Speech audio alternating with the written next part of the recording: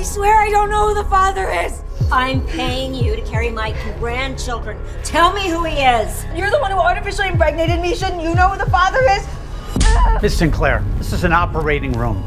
I'm gonna have to ask you to leave. I'm not leaving until I get answers. Do not lie to me, Jenny.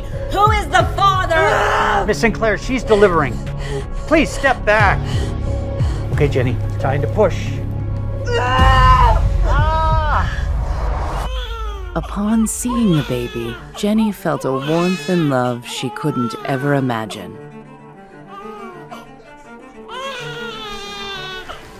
No, stop! This boy is a Sinclair. I'm not going to let you put your dirty hands on him. Please, my baby, someone do something! Don't let her take my baby! Second one's coming. Okay, Jenny, I need you to take a deep breath and push. Oh my God, it hurts so much! I know, you gotta breathe through the pain. Push! Oh, a beautiful baby girl. Okay, Jenny, one more time. Yo, push! Oh, it's a boy. They were the most beautiful little babies she had ever seen. But Jenny didn't trust the Sinclairs. She suspected their devious plans for her weren't finished. Jenny. Oh, Jenny. You need to take those two and run. I can't leave my firstborn. It's too late. Aster already left with him. You need to get out of here before she comes back for these two. And just like that, Jenny changed her identity. She was now Quinn Murphy, mother of two.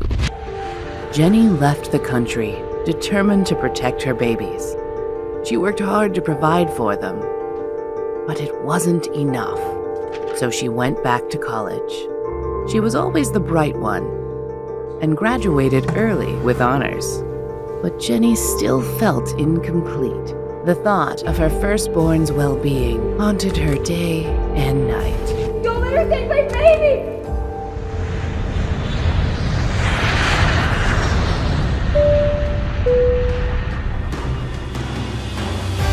But now, Jenny was back in town with a new identity and a new job. Why are we here, Mommy? You guys were born in this city. We're here to find your lost brother. Jenny! I'm so happy to see you, Miss Simpson. Miss Nora Simpson had been a loyal part of the Monroe family since Jenny was a child. Even when the Monroe business fell apart and Jenny's fiancé left her, Miss Simpson stayed by her side. Jenny! Sammy! Mommy, is that you? Jenny was geeky and unimpressive, someone who would get easily lost in the crowd. But Quinn Murphy was the opposite. She radiated confidence. Mommy, can we go to the zoo? I promise I'll take you to the zoo. But first, Mommy has to go meet with her new boss. Keep an eye on Denny's jacket. He loses everything. Oh, no problem. Good luck today. I'll have a homemade feast for you when you get home. Jenny was joining the Roosevelt Hospital as a neurosurgeon, the same hospital where she gave birth 6 years ago. Quinn Murphy. Welcome to Roosevelt's Neurology Department. I'm Dean Crawford, head of the surgical department and your new lead. Excited to be on board. I have to ask, with a resume like yours, why Roosevelt? Why not go to the best of the best? Ms. Murphy? Unfinished business, I guess. Dr. Crawford to surgery. I repeat, Dr. Crawford to surgery. Duty calls. We'll continue this later, I promise. Meanwhile, take a look around, make yourself comfortable, and I'll see you in the morning, bright and early. Jenny had left a lucrative position at the National Institute for Medical Research in London to return home. She was determined to find her firstborn. I will not let you put your dirty hands on him! Don't let her take my baby! Jenny wondered if her child was even alive. The thought weighed heavily on her heart. Oh, sorry. You all right? Oh, I'm sorry. Denny, what? Did you follow me here? Who's Denny? I'm not Denny. Jake, where are you? Quit playing games and come out right now! Please, don't let him take me. Where are you, Jake? What do you mean my son was kidnapped from the hospital? Mr. Smith, I can explain. You can't explain shit! You had one job, to look after Jake. What am I gonna tell his mother? He went to the restroom during his medical checkup and he just disappeared. Review the security footage. And find my son. I'm on my way right now. Yes, sir, I'm on it. Find Jake, or I won't just fire you. I will kill you myself! Ah!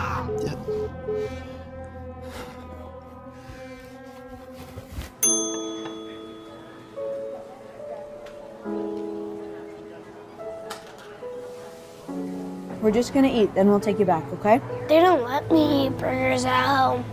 Jenny felt a strange tug of curiosity and hope, struck by the uncanny resemblance between Jake and Denny. Could this boy be her firstborn? Why did you run away like that? It's not safe to go with strangers. You're not dangerous, are you? No, Jake, I'm not dangerous. I just want to help. I wish you were my mom. Where is your mom?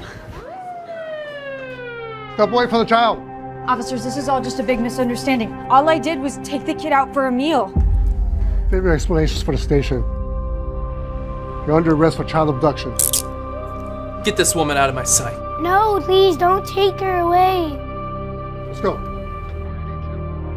She's my mom. What have I told you about talking to strangers? And why were you calling that crazy woman your mom? Beatrice is your mother, and you know that. She hates me. She's only nice when you're around. What's gotten into you, bud? Hi, Beatrice. Your son's having a rough day. I think it's best if you don't come around today. I'll call you later. Dad, that lady was really nice today. Could you make the police let her go? If you promise to behave and take your medications, I'll let her go. I promise. Lance, call the chief and ask him to drop the charges. You got it, boss. How could Jake have established such a bond with a stranger so swiftly?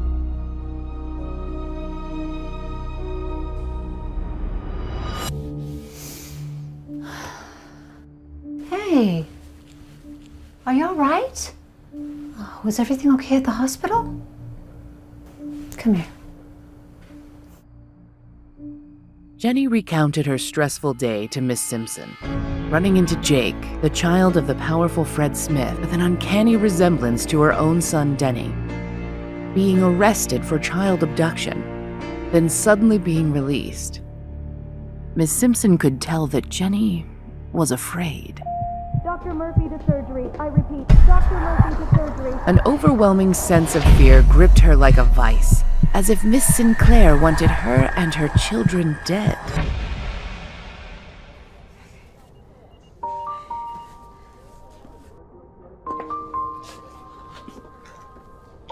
We need to talk. Dr. Crawford, I can explain. It's all just a big mix-up. That's all been taken care of. Mr. Smith didn't know you were a doctor in this hospital. In fact, you're going to be treating Jake from now on. He'll be here any moment. What is Jake being treated for? He's been coming to this hospital for behavioral issues and temper tantrums, and he's prone to violent outbursts.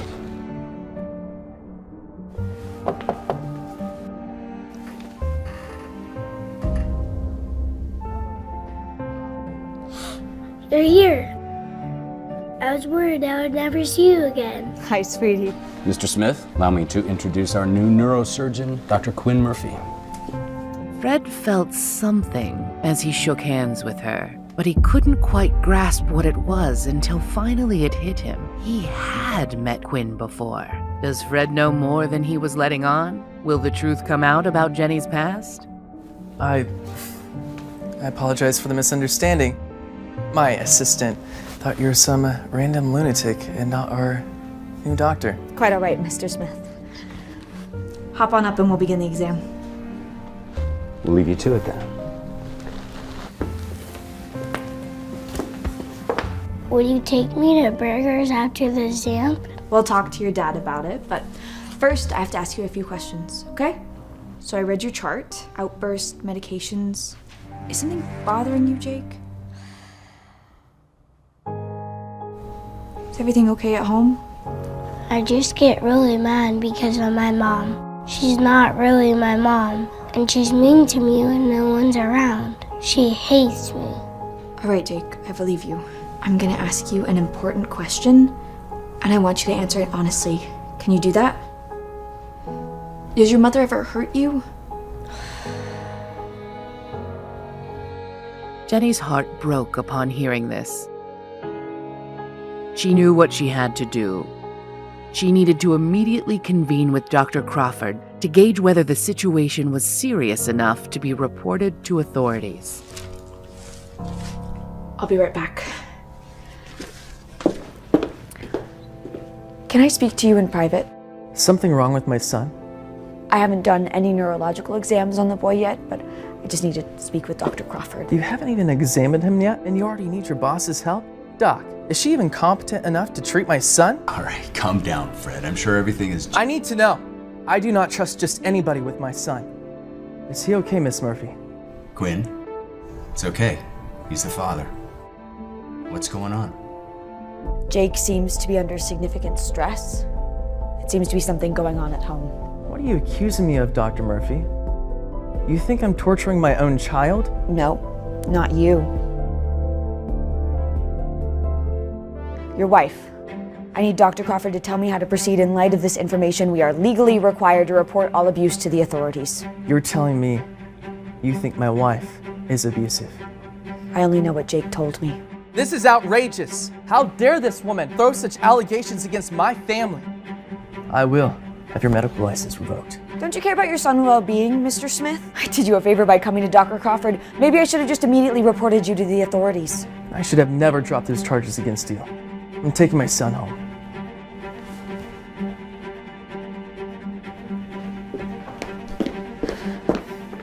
Jake! What kind of outfit are you running here? How can my son go missing twice in 2 days? You were gonna pay for this. Jenny thought of how much Jake looked like Denny, her son. Same age, same height, same hair. It hit her. Jake was her missing son, and he was being raised by this horrible man. Fred, please, calm down. I'm sure he's around here somewhere. I'll alert the facility. We will find him. Damn right you will, and get this woman out of my sight. I demand her to be fired. Let's not be too hasty. You need to do something. I will have this place on lockdown if my son isn't found in an hour. I'm sorry, Quinn. I'm gonna have to suspend you, pending an investigation or until we find Jake. This is wrong, and you know it, Dean. I know, but Fred Smith is not just the president of RexCorp. He's our biggest donor and a senior member of the board. My hands are tied. So you just bow down to him every time he decides to throw a temper tantrum? I am truly powerless here. And for what it's worth, I'm sorry.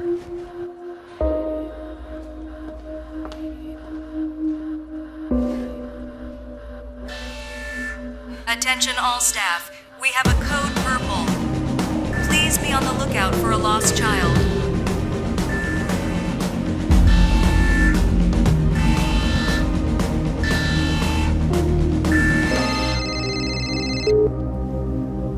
Miss Simpson? Jenny, are you all right? I just heard there was an emergency at the hospital. The boy, Jake, he's missing. Again? Oh dear, I hope they find him. I'm sure they will. Fred Smith is a powerful man. I don't know if Jake's safe with him. What do you mean? I'm his mother. I know I am. And he needs to be with me and his brother and his sister. Calm down, Jenny. I'm outside with the children. I just rushed here as soon as I heard. I'll see you soon.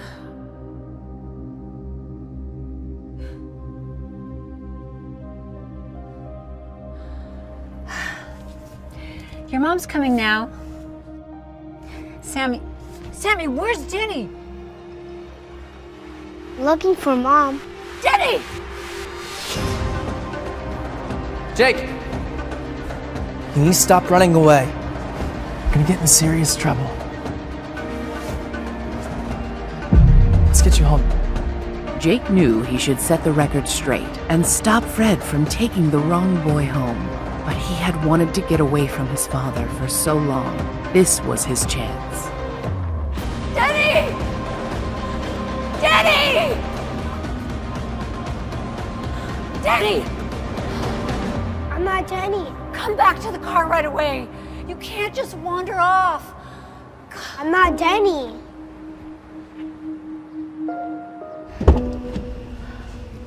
Thank you for coming, Miss Simpson. Were they behaved today? For the most part. But Jenny had no idea that her firstborn son, the one that was taken from her, was sitting in her car instead of the child she'd raised all these years. But what would happen to Denny now that he was under the care of that terrible man? And worse yet, what would Fred do when he found out who Jenny really was?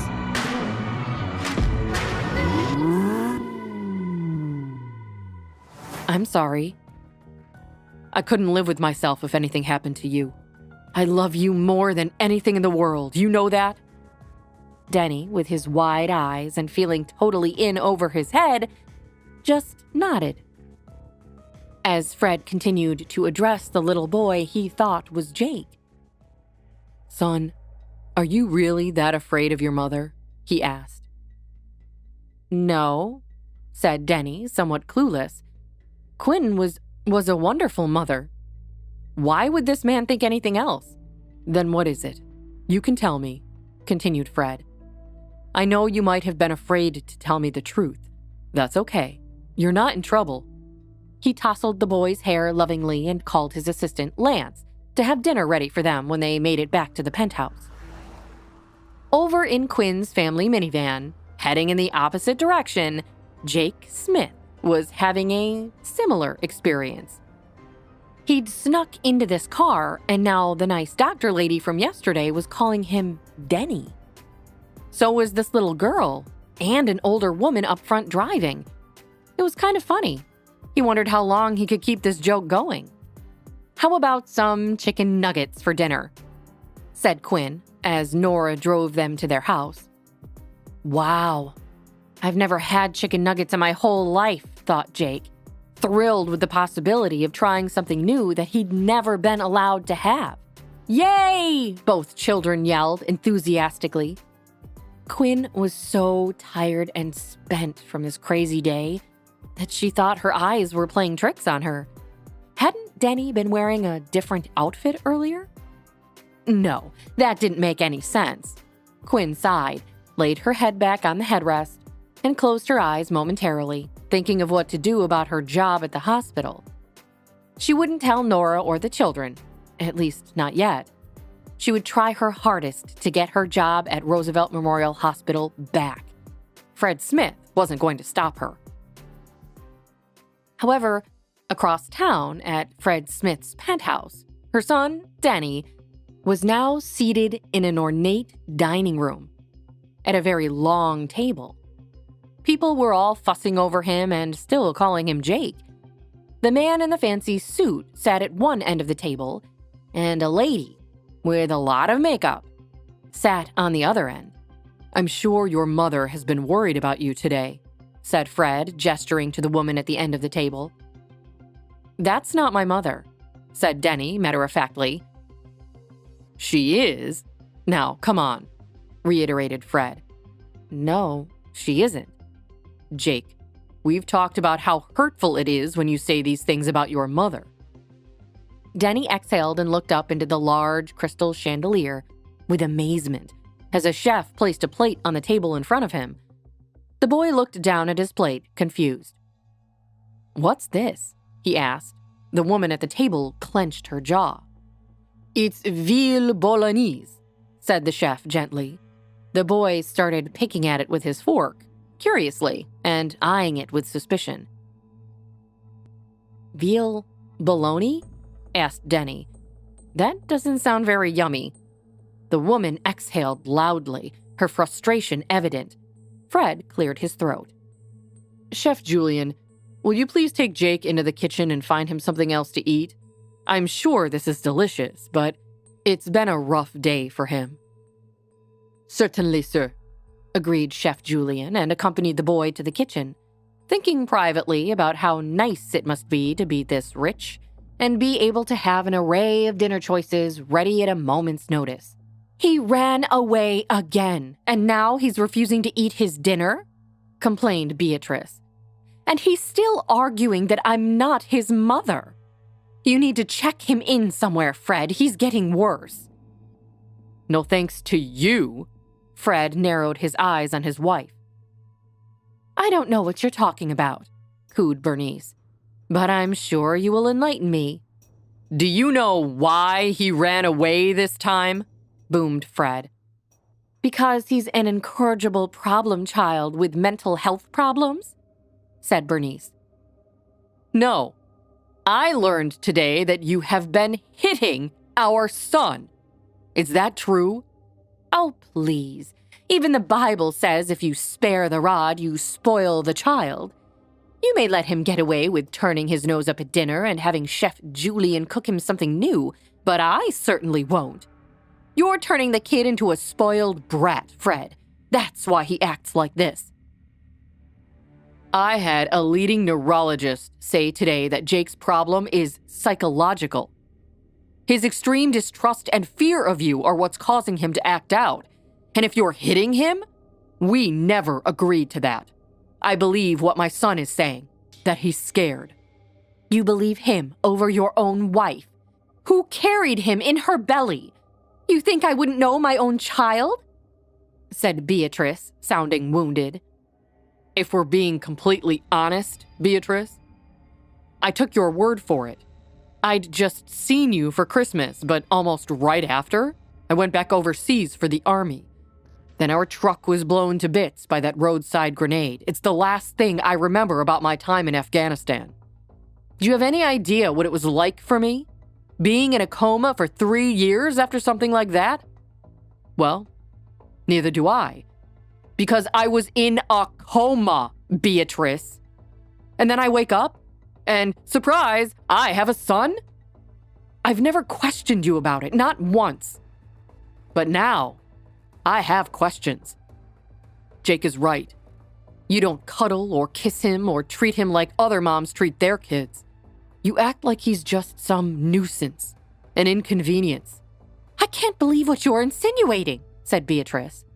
That's cutthroat, even for you, Fred. That's enough. Just stop, said Fred with an air of authority. Pack up your things, Beatrice.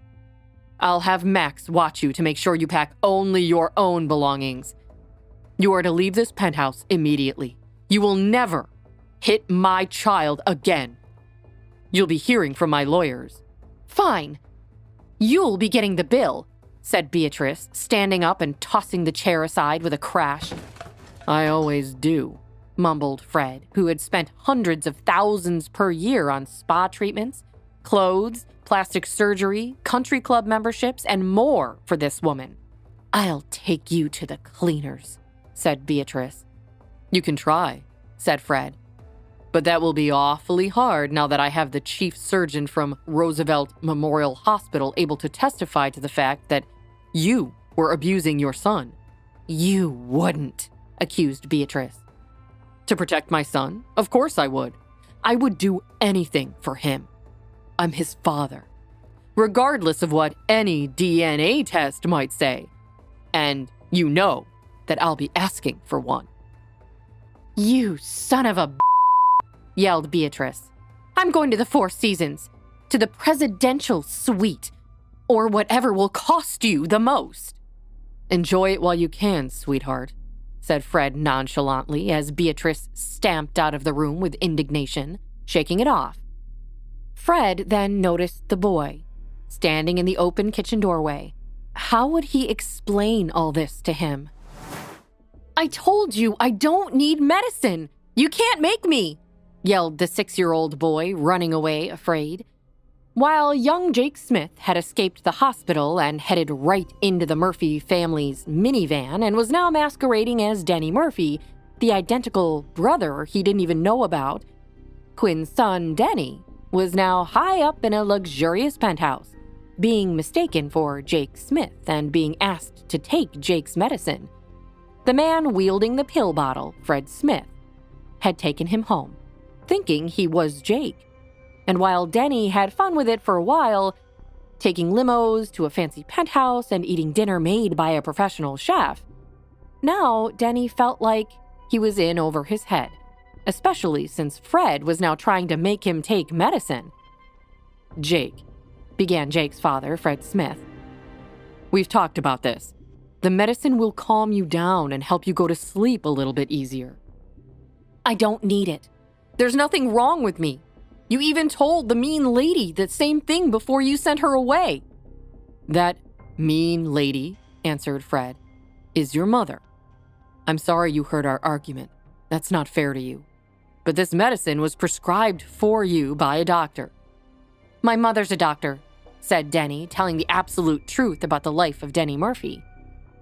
"What? Your mother isn't a doctor, and she isn't here. I'm here. And I want you to feel better, so just take the medicine, okay?"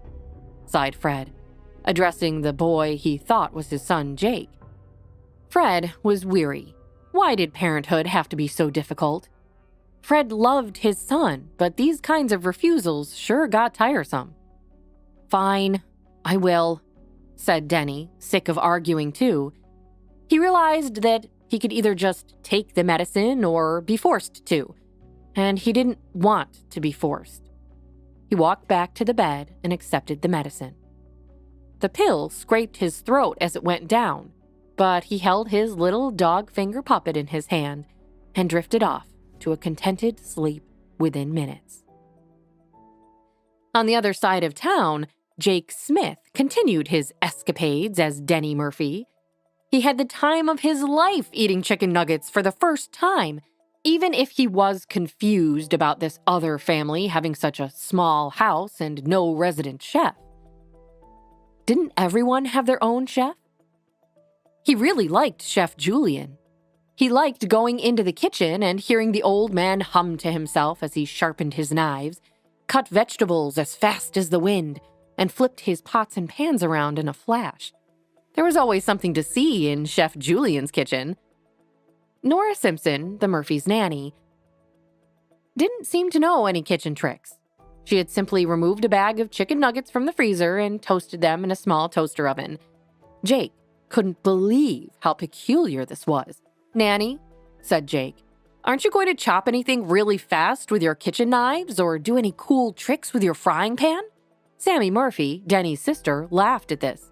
"Isn't there anything for me to stir or taste?" Jake continued with disappointment. Began Nora, thrown by the boy calling her nanny instead of Nora. "No, I'm not going to flip frying pans around. That's not safe. I could drop them and hurt somebody or break the pan. Just eat your dinner, mister. You know we have an important day tomorrow. We're going to see about finding you and your sister a nice new school." "I liked our old school," said Sammy sadly. "I miss my friends. I miss the parks. I miss the red telephone boxes." "Aw, honey," said her mother, Dr. Quinn Murphy, who had just appeared in the doorway after changing out of her work clothes. "I know it's hard moving to a new place, but I promise you'll make new friends. We can go to Central Park and you'll see all kinds of exciting things that are way better than red telephone boxes." "Do you mean it?"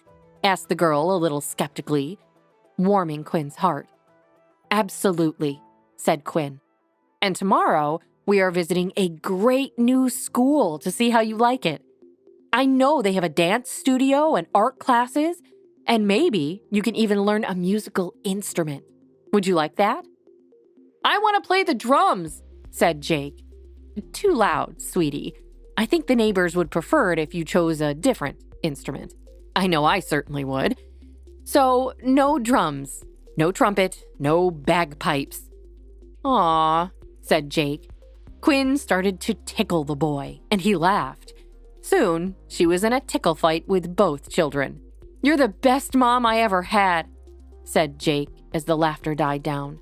"Why, thank you, honey. I love you too," Quinn replied, her heart swelling with love for her children. But momentarily thinking again about the boy at the hospital, Jake Smith, and the possibility of him somehow being her long-lost firstborn triplet. What would Denny and Sammy say if they knew they had a brother? Quinn forced her mind back to more important matters. Right. It's bath time, you two. You're first up, Denny, she said. The children grumbled but made their way upstairs as Nora cleaned up after dinner.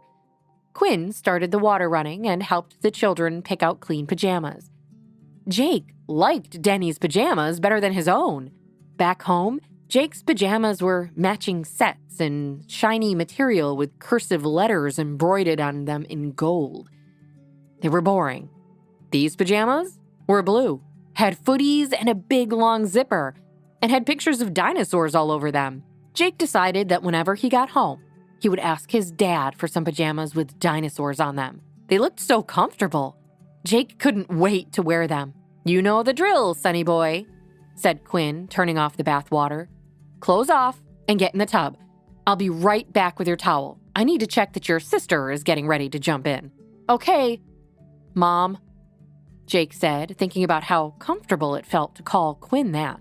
As Quinn left the room to make sure that Sammy was getting ready for the bath she'd be taking right after her brother, Quinn smiled at Jake and shut the door as he took his shirt off. Had Quinn stayed in the bathroom for just 5 seconds longer, she would have noticed the birthmark on Jake's lower back and known immediately that he was not Denny. Jake slipped into the warm water, wondering how much longer he could keep up this charade. In a downtown high-rise across town, Beatrice had checked into the most expensive suite at the Four Seasons Hotel. She was already lying back on a chase, a towel wrapped around her head, cream on her face, and cucumber slices covering both eyes. One technician was attending to her feet, while another one buffed her nails. Beatrice luxuriated in the comfort of the plush hotel bathrobe. She was finally going to be free of Fred and his obligations, and free of that little brat, Jake. The divorce would bring her as much money as she would ever need to live a comfortable life. And now, she could do whatever she wanted and see whoever she wanted. Beatrice sighed a contented sigh. However, her reverie was soon interrupted by the arrival of her mother, Cheryl. "You stupid, selfish, foolish girl," cried Cheryl as she loomed over her pampered daughter. "You need to go back to Fred, immediately." Beatrice just laughed. "He threw me out, Mother, and I'm glad. No more boring, stuffy social events, no more pretending to like that child. I'll get millions in the divorce. Everything I did, everything we worked for all these years, gone in an instant, because you couldn't be bothered to treat the child nicely," hissed Cheryl. "Oh, Mother," sighed Beatrice. "Your theatrics are tiring." "Beatrice, do you somehow not remember what's at stake here? What if Fred demands a DNA test?" "He already said he was going to demand one, but Jake was his son, no matter what the results say," Beatrice yawned. "That's when he thought the issue only related to his paternity. But what happens when he learns that Jake, well, that is more complicated altogether? What happens then?" "It hardly matters," answered Beatrice. "He loves that boy, dotes on him, spoils him even. That isn't going to change. Do you understand that the second he finds out about the child's genetics, he will want answers? And there will be an investigation. And you and I could both go to jail. Jail, Beatrice. Do you get that?" "I don't see how I would be the one going to jail," Beatrice said. "You're the one who stole him from the hospital. When your father died, I used the insurance money, all of it, to pay that wretch of a girl to carry those babies. But she changed her mind at the hospital. She wanted them after agreeing to hand them over to us. I had no choice. We had a plan in motion that couldn't be stopped," said Cheryl. "We both knew that the only way we would be set for life was to have that CEO's son wake up from his coma, see you, and be introduced to his son. And when he didn't remember you, I had all those photographs made. He believed you then. Pictures of you and him on dates. Pictures of a proposal that never happened. Well, He was certainly at the wedding, laughed Beatrice. It was in all the society pages. Cheryl continued. The man was in a coma for 3 years. He woke up groggy and we showed him things that weren't true, that we faked, and presented him with a boy and told him it was his son. He believed it. You were home free, Beatrice. He believed it. He believed it all. Cheryl eyed her daughter with contempt. I'd go down for kidnapping and fraud, and you down for fraud and for being an accessory to kidnapping. Do you think that isn't going to come out during a messy divorce? Think again. Beatrice rolled her eyes at Cheryl. I've been diverting funds for years at this point. Fred has so much money he wouldn't even notice. A little here, a little there. We'll be fine. And then the divorce ruling will leave us much more than fine. Beatrice scoffed, not worried at all about her mother's fears. Great. So we add embezzlement to the list too, hissed Cheryl. This just gets better and better. Did you not for 1 second spare any thought for the prenuptial agreement you signed before marrying Fred? The one his lawyers insisted on before he was allowed to get married. I haven't cheated on my husband, Mother. Beatrice pushed back. That will help, certainly, but I have Sid Feldman reading through the fine print. You may have ruined us, Beatrice, and all because you couldn't even fake being a good mother to that little boy. You could have just been nice. Would that have killed you? He's not a bad kid. Mother, he's so annoying. He's whiny, he's demanding, and he hates me. Beatrice? Began Cheryl. If you had any kind of maternal instinct, you'd recognize that children don't hate. They can't. They can get frustrated when they don't get what they want, sure. But they don't act out like Jake does unless there's something going on. What are you saying? Asked Beatrice. I'm saying that you trapped yourself in a vicious cycle. You started hitting the child. Then he acted out against you. Then you hit him for acting out. It goes around and around. How do you think that will play out when he's a teenager? I don't care, Mother. I'm out of there, remember? I won't have to be around him anymore. The standoff was cut short by Cheryl's phone, which rang to the tune of a Beach Boys song. Cheryl answered. Sydney, Cheryl said. Talk to me. Beatrice watched her mother's face widen with shock. Cheryl covered her mouth and flopped herself down on the chase next to the one Beatrice was sitting on. Beatrice waved away the manicure and pedicure technicians and tried in vain to overhear both sides of her mother's phone conversation. Oh my God, said Cheryl. Then that means... Cheryl's voice trailed off blankly as the attorney continued to deliver his take on what Fred and Beatrice's prenuptial agreement had in store. Okay, thank you. We'll be in touch. Cheryl hung up the phone, and her hand fell limply at her side as she brought her other hand up to her eyes. What? Beatrice asked. What did he say? Beatrice, began Cheryl, you must find a way to make up with Fred immediately. We have no choice. Do whatever you have to do. You have to get him back. I don't understand. What did the lawyer say? Asked Beatrice ominously. Cheryl's eyes brimmed with tears, and she took a moment before giving her daughter the news. You're penniless, Beatrice. Beatrice's stomach sank. Penniless? This has to be a mistake. There was one thing she knew for sure. She sure as hell wasn't going to stay penniless for long. She had to get to the bottom of this. Fast. And no one, least of all Fred Smith, was going to stand in her way. I will not be penniless. I was meant to be rich. Beatrice screamed at her mother, Cheryl, who was digesting the news they'd just heard from their lawyer. Well, then you've got to win Fred back. And you've got to win him back now, Cheryl snapped at Beatrice finally. Are you sure that lawyer knows what he's even talking about? Beatrice stomped around her penthouse room at the Four Seasons Hotel, a grand view of Central Park in front of her. Yes, Beatrice, you are in the wrong here, Beatrice, I'm afraid. Cheryl shrugged. We both are, Mother. If I go down, so do you. Beatrice may have conned Fred after he woke up from his 3-year coma. She may have convinced him that they were in love and that she was the mother to that spoiled, rotten child, Jake. But Cheryl had done all the planning. Cheryl probably knew who Jake's real father was, but Beatrice knew better than to ask any questions. Cheryl had even gotten that sad, pathetic woman to be the surrogate, so that Beatrice didn't have to go through the ordeal of pregnancy. For Beatrice's part, she'd just shown up at the hospital and done exactly what her mother told her. But Beatrice and Cheryl both loved being rich, and were not going to give that up, no matter what it took.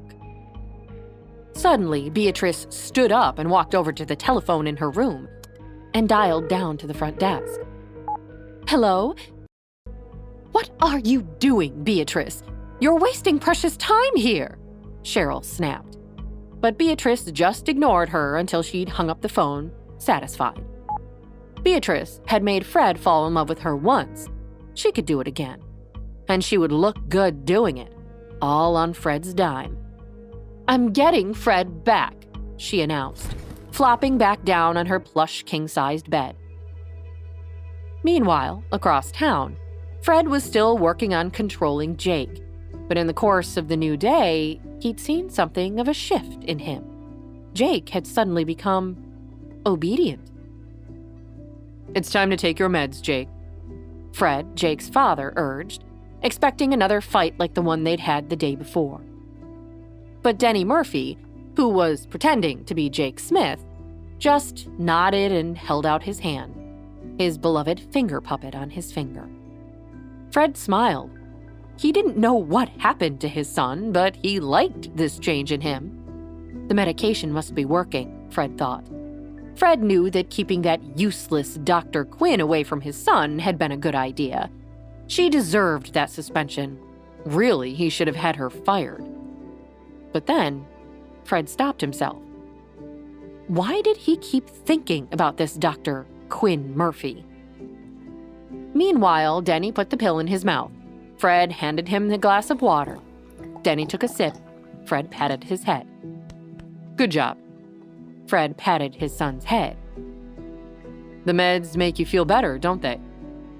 Yeah, I guess, Denny agreed. However, just then, Fred's phone rang with a work call, and he turned away from Denny to answer. Denny swiftly took the pill off his tongue and hid it in the finger puppet, just in time as Fred soon bounced back into the room, announcing, All right, Jake, come along now, it's time to get ready for school. What school do I go to again? Denny asked earnestly. But Fred just laughed and shook his head. Very funny. Come on now, get dressed. Your teacher is waiting for you. But seriously, what school do I go to? Denny asked again. You're homeschooled, Jake. You know that. But what about friends? Like friends at school? Fred shook his head. Maybe those meds weren't working after all. Fred couldn't believe this. Jake had been homeschooled for his entire childhood. He'd never had any complaints. Look, I don't have time for this, Jake. I need to get to work. The teacher's waiting for you on the 3rd floor. Hurry along now. Unsure what else to do, Denny wandered his way towards the 3rd floor, all the while whispering to himself, Homeschool? What does homeschool mean? As Denny grappled with the strange world of the ultra-rich, Jake, who had taken on Denny Murphy's life, was excited to begin his first day of actual school. He'd never had classmates before. His father had never allowed Jake to attend real school. Now, Jake couldn't wait to make new friends. It was all he would talk about. Are we going soon? I just can't wait to get to school. Real school, Jake told Quinn, Denny's mother, excitedly. Well, I'm glad to hear it. Quinn smiled, holding Jake and Sammy's hands as they crossed Central Park to their new school. The school itself was a towering building where half a dozen or so kids in uniform were still outside, kissing goodbye to their parents and about to start their day. Jake stared at the school in wonder. It was massive and nothing like the dark single room with a supersized chalkboard that he took all his classes in back home. I want to do everything. Musicals, basketball, track, art club, science club. Jake prattled on. You hate science, Sammy interrupted. No, I don't. I love it, Jake insisted. Since when? Sammy glared at her brother. Why was Denny acting so weird? He was never this excited about school back in London. I don't know. You're a liar, Sammy whispered to Jake. Am not. Are too. Sammy kicked Jake's leg behind Quinn's back. Ow! Jake kicked back. Sammy stuck out her tongue at him. Quinn took a deep breath and separated the two children. She loved her children more than anything. But right now, they were testing her last nerve. Just a few more days and she'd be back at work after this ridiculous suspension. How dare that annoying and stuck-up Fred Smith accuse her of malpractice? As if she would ever hurt a child. He was the one letting the child's mother hurt his own son. She tried to shake off the memory of Fred Smith, but she hadn't been able to keep him or his son Jake from her mind for more than a few minutes over the past few days. She really hoped that Jake was doing okay. She believed him, even if his father did not. Leave your brother alone, Sammy. He's just excited, Quinn instructed, trying to put an end to the squabbling. Sammy crossed her arms and walked ahead. Be nice to your sister, Denny. Starting at a new school is hard, Quinn whispered to Jake. Yes, Mother, Jake murmured to Quinn. He ran to Sammy and put an arm around his sister. Sammy pretended to be mad, but Jake was too cute to ignore. Come on, Sammy, don't be mad at me, please. Jake pulled at her arm until Sammy dropped her arms. You're so annoying, Sammy shoved Jake. Yeah, but I'm your big brother, so you have to love me. Jake stuck out his tongue at her. Sammy stuck out her tongue too, but she smiled at Jake. The kids, however, failed to notice that they were about to run into Beatrice and Cheryl, loaded down with shopping bags. Hey, watch it, kids! Beatrice snarled at them. Cheryl turned up her nose at the children. How rude. Kids, watch where you're going, Quinn yelled. Apologize to the nice ladies now. We're sorry, we weren't paying attention. Jake turned toward Beatrice. But Sammy pulled him away before he got a good look at her face. Sorry. Come on, Denny, the bell is going off. Classes are about to start. As the kids ran on ahead, the snippet of Jake's voice she'd heard stopped Beatrice in her tracks. She tried to get a better look at him, but the kids were rushing to school. Sorry about them. They're just excited, Quinn explained to Beatrice before walking away. Beatrice shook her head. I'm losing my mind. I can't even shop without that kid haunting me. Finally, Beatrice and her mother, Cheryl, made it to their destination. A sky-high tower block not far from the park, where the women were meeting their lawyer, Sid Feldman. Tell us what was so urgent on the phone that we needed to rush over here. I may have discovered something. Sid pulled out a folder from his desk. Spit it out, Beatrice snapped. We haven't got all day. Something unusual about Dr. Quinn, who works at Roosevelt Memorial Hospital, Sid revealed. Beatrice stared at Sid blankly. The name doesn't ring a bell. That's because it's not her real name, Sid replied. What's her real name? Jenny Monroe. Patrice and Cheryl gasped. They ripped off their sunglasses at the same time. The surrogate? How did she get back to New York? Cheryl asked. That's not what's important to me or to you right now. What's dangerous is that she's here working at the same hospital where she delivered those 3 children. This could be a huge problem for us, Cheryl agreed. With that, Sid moved a photo across the desk of Quinn and her 2 children. Beatrice looked down at the photo. The boys look practically identical, Beatrice noted. It's almost uncanny how alike they are, Cheryl agreed. Beatrice thought back to the boy in the park, the brother and sister that had almost run straight into Beatrice and her mother, Cheryl. The girl that looked just like the one next to Quinn in this photo now. Beatrice stared at Quinn in the photo. Her eyes widened at the realization. We have to keep the boys separate from one another, Beatrice demanded. And from Fred, Cheryl added. Beatrice stood up suddenly. Where are you going? Cheryl asked, but Beatrice was already out the door. Later that afternoon, Beatrice stood by the entrance of the school she saw Quinn and her children walk into earlier that day. She had to know. She had to know if her hunch was correct. She was early, and the kids had just been released for the day. She waited for Jake, that spoiled, rotten kid, to come out. Then she saw him by the entrance. Beatrice smiled at a passing teacher and entered the courtyard. No one stopped her. She came up behind Jake with slow and measured steps. Jake, she whispered. Jake Smith, what are you doing here? Jake froze. He turned to look up at her. Jake, come say hi to your mommy. Beatrice held out her hands towards Jake. Then he ran inside the school. Beatrice replaced her sunglasses and walked out of the grounds. She had a smile on her face. Later that night at the Smith mansion, Denny stared at the chalkboard in front of him full of numbers and equations. He followed the path of numbers to the end with his worn-down piece of chalk. Very good, Jake. Now we are on to the science portion of the class. Mrs. Robin, the teacher, pulled out a hefty science book to place on the desk. Denny hated Mrs. Robin.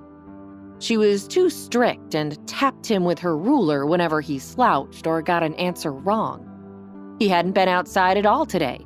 He wanted their nanny, Nora, to make him his favorite snack. He wanted his mother, Quinn, to read to him. He even wanted his dumb sister, Sammy, here to annoy him all day. I hate science. Can we do something else? Now, come on, Jake. You're my best science student this year. We can go back over the previous assignment first. Denny sat down next to Mrs. Robin again until there was a knock at the door. Oh, Jake, my sweet boy. Beatrice held out her arms towards him.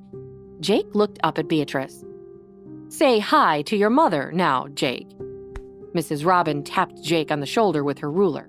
Mind your manners. You're my mom? Beatrice took a calming breath.